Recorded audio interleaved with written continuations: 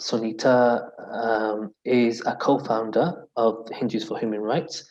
This is a US-based organization mobilizing Hindus to connect with their faith through social justice and to stand against caste and Hindu nationalism. She is also a co-founder of the largest Afghan women's rights organization in the world, Women for Afghan Women. Again, it's an absolute honor to have you here, Sunita, as well. I welcome you to speak now. Thank you, Imran Bhai, and thank you everyone for having me with you. I have to say that hearing Sharjil's testimony and then hearing from Rashid Bhai, who I work with very closely, it's very painful because all the atrocities that are being described are happening in the name of ostensibly the faith that I embrace. And I really appreciate that Rashid Bhai and hopefully all of you understand that one of those last points of Rashid Bhai, that Hindutva is not Hinduism.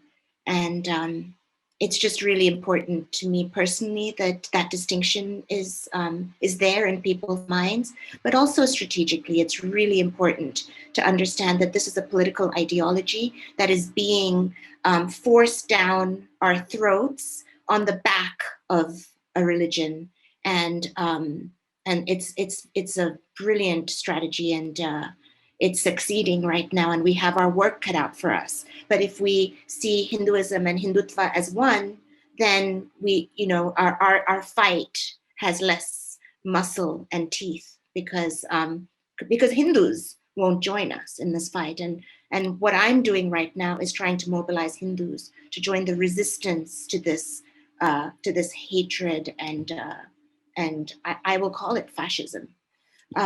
So let me begin. This question, the prompt for this event is, how do we combat Hindutva's Islamophobia globally? And we're all approaching this question from our own unique vantage point. And my vantage point is as a Hindu, as a progressive and inclusive Hindu. And to add to that, a Hindu American, specifically, somebody who's living in America. And for my whole life, I have been a Hindu. I was born a Hindu, but that identity was something that was very personal to me. I didn't wear it on my sleeve. I didn't go out into the world saying I'm a Hindu and this is what I do, or this is who I am, because I didn't feel the need to do that. But for about 10 years ago, and maybe in the years leading up to 10 years ago, I became very, very aware of this Hindutva ideology, not because I was necessarily following it in the news, but because in my own private spaces where I exist, in my family, in educational spaces, in social spaces, in temple spaces, I began to see this ideology expressed openly, and expressed in form of, most often, hatred towards Muslims and casteism. And about 10 years ago, I made a decision for myself that if I'm going to be a Hindu, if I'm going to be somebody who identifies as a Hindu, the only way I can do that is to speak out against hate that's being expressed in my faith. And so that's the journey I've been on for 10 years now. So I'm just going to go through and give you a snapshot of what this work looks like, and it's work, but it's also existing for me and for all of us, because it's about there being space for each of us and who we are to breathe. And right now, as a Hindu who is inclusive in my worldview, there isn't space to breathe, and it's very distressing and troubling. So the first step for me in being on this path is to have the facts down, to have the argument straight. Because if you're not clear in the facts, and Sharjil Bhai and Rashid Bhai have laid out the facts very clearly, and as a Hindu, I agree with everything that has been stated. And so if we don't have our facts straight, then we fall victim to the manipulative disinformation that is out there. And so that's the foundation of any other activism or advocacy that we will do. So be clear about the facts. And we have to make a clear choice. Are we going to be silent, or are we going to speak the truth? And so for me, that all of that happened about 10 years ago. I understood the facts and I made the choice that I am going to speak. And, you know, when people in India, Sharjeel Bhai is just the most immediate example given our conversation today, but there are countless Sharjeels. People in India are giving their lives or going to prison, being attacked, being trolled, just for speaking their truth. We in the diaspora, so far, you know, we have the privilege of raising our voices, and I believe that we must do so. And so, you know, this has been stated, but for somebody who would argue with me about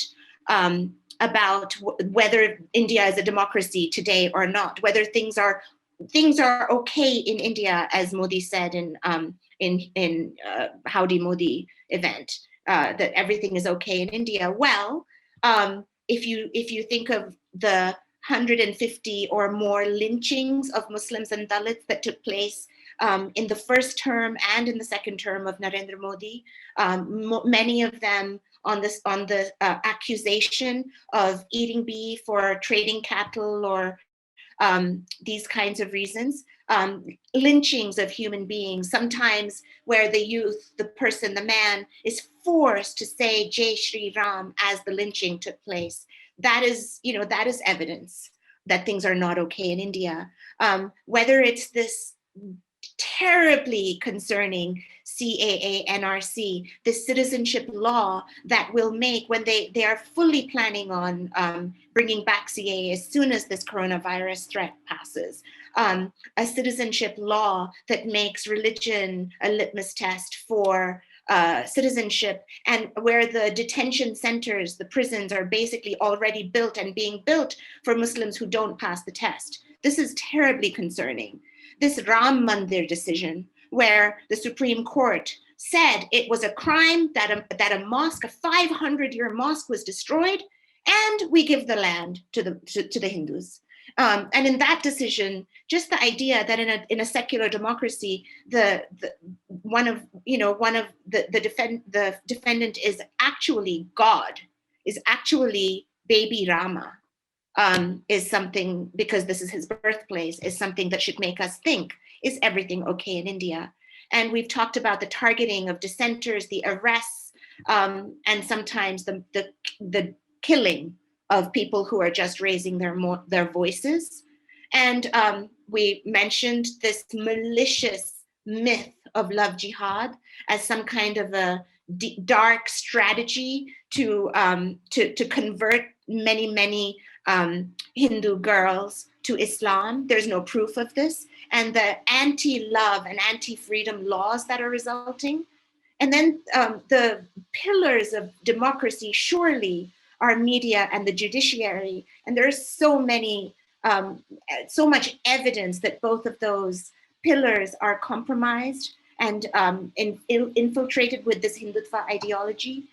These are just some, and I could have gone on and on and on listing the evidence to a person who cares about evidence that things are not okay in India. So it's already been mentioned that the BJP government is a cousin, a sibling, a descendant, an aspect of the RSS, which is an openly fascist organization which espouses Hindutva, which is an openly fascist ideology. And if there's any doubt about this, again, I've had some wonderful speakers before me, but Rashid Bhai pointed out to you that yesterday's communication from the Government Ministry of Culture praised and honored M.S. Golwalkar, who's one of the founders of Hindutva, and someone who openly admired the Holocaust, supported Hitler, and felt that minorities in India should be treated as Hitler treated Jews. I mean, it's astounding that this is not known around the world and is not known by my own Hindu extended family. Golwalkar wrote, "To keep up the purity of the nation and its culture, Germany shocked the world by her purging the country of Semitic races, the Jews. National pride at its highest has been manifested here. Germany has also shown how well nigh impossible it is for races and cultures having differences going to the root to be assimilated into one united whole. A good lesson for us in Hindustan to learn and profit by. This is who our government, India's government, honored yesterday as a great thinker, scholar, and remarkable leader whose thoughts will guide generations. We must have no doubt about the fact that those governing India today and their supporters would like India to become a Hindu Rashtra. They will say openly, and I don't just mean politicians, I mean regular people. People like me, my counterpart in India, will say openly, what is wrong with India being a Hindu Rashtra? There are so many Muslim Rashtras. Why can there not be one Hindu Rashtra? So Golwalkar was a one-time chief of the RSS, and today's chief of the RSS said openly that Hindu Rashtra is non-negotiable. So what would be the response to somebody who says, what's wrong with a Hindu nation? And they will also engage, when you raise any questions, they will engage in, and what about the treatment of Hindus in countries where Hindus are a minority, Pakistan, Bangladesh, etc. So to me, the logical response and a Hindu response is, even if it's true, and it is true that minorities in other countries are being oppressed, it is true, my deep work is in Afghanistan, and I know the oppression of Hindus and Sikhs in Afghanistan. I know it firsthand. So even if it's true that rights are being decimated in another part of the world, what is our response? Is it that we do the same? If we disagree with the way minorities are treated in Pakistan, do we then trample on the rights of India's minorities? Surely no. Isn't this logic, and isn't this morality and democracy that we are decimating? India's founders, I'm so proud that India's founders set forth a progressive and inclusive view of India as a secular democracy. That vision was enshrined in our constitution by Bhimrao Ambedkar, who led the Constitution Commission. And of course, India has many problems, and it's not just the BJP. Shai talked about a historical oppression of minorities in India under Congress and other parties as well. But we could always be proud that our country is secular and inclusive in its DNA. And as a women's rights activist, I've always marveled that this country, US, where I live, hasn't even passed the Equal Rights Amendment, but the Indian Constitution has basically the Equal Rights Amendment within it, because the equal rights of every citizen is enshrined in the Constitution. And that is what is being decimated today. So that's number one, to know the facts, that India's democracy is in jeopardy, and India is hurtling towards becoming a Hindu Rashtra, and there's no denying this. And in that Hindu Rashtra, minorities will have no rights. So that after stating the fact, the next step is to make a commitment to speaking the truth. And that's difficult. And as a person who's doing this as a Hindu, it's maybe doubly difficult, because when you speak up against Hindutva and against the Indian government, it's obvious that you will have Hindutva people who believe in this ideology after you. But when you speak up as a Hindu against Hindutva, some of your opposition comes from the left as well. And I would say to anybody listening right now, please, if you oppose what's happening in India, remember that Hinduism has come to be synonymous with Hindutva in some people's minds, but it is not true. And it is important that we recognize the distinction and welcome anybody who is Hindu who is speaking up against Hindutva. They may be on a journey, they may not know exactly what to say or how to phrase it, but please make room for that conversation. It is imperative that, given that Hindus are the majority of India, and given that Hindus have been sold this rhetoric that Hindus are in danger and Muslims are going to be, the majority numerically, and they are our oppressors. They have been sold this rhetoric and they believe it. And so we need to create space to bring back Hindus, because without Hindus among the resistance, it's logic, it's statistics, it's the numerical majority, we will not win. It is so important. I am such a Hindu, and there are countless more like me. Granted, and it's my it's something that I'm deeply sad about. Most Hindus seem to be silent right now. It is a huge problem, but my organization, Hindus for Human Rights, for one, is working hard to wake up our fellow Hindus to the horrors of what is happening right now. 2 minutes, please, Sunita. 2 minutes. To wrap up? Yes, please. Okay, I have so much more to say. I will say more in Q&A if I get a chance. The tactics of what we are doing are very, very important. But I will end by quoting from my own scripture, the oldest Hindu scripture, the Rig Veda, which has many lines that are inclusive at their heart. But one is Ekam Sat Vipra Bahuda Vadanti. The truth is one, and wise ones call it by different names. And Sharjil Bhai said we have God on our side. I say we have God on our side, and we have truth on our side. And so as hard as this path is, we have no choice but to be on this path. And I say, let us not let them divide us. Together we will prevail. Truth will prevail and God will prevail. Thank you, Sunita. I want to commend your courage and your integrity in this. It's not easy to do what you're doing. And thank you so much.